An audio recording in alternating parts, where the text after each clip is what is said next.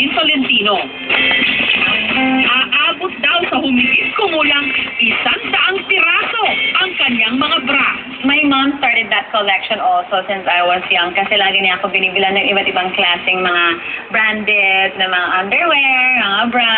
And na-excite siya nung tumubo na sa mga boobcut age, mga 10 years old. Mula sa mga mamahalin at branded sports bra hanggang yung pang belly dancing na siya mismo ang nag-design. This is very special to me because this bra is something that I designed for my first dance video, yung exotic belly dancing. So, ako mismo ang pumili ng mga embroideries at saka yung mga stones na ginamit dyan. Sinahi ko siya isa-isa. And since then, lagi ko siya ginagamit kapag may pictorial or pag may belly dancing show. Ang isang ito na may sandamakmak na Swarovski crystals, 15,000 pesos lang naman ang presyo.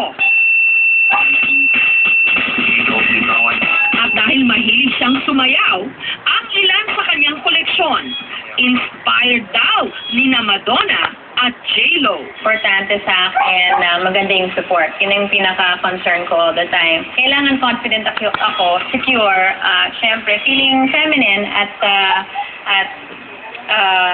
proud ako sa sarili ko.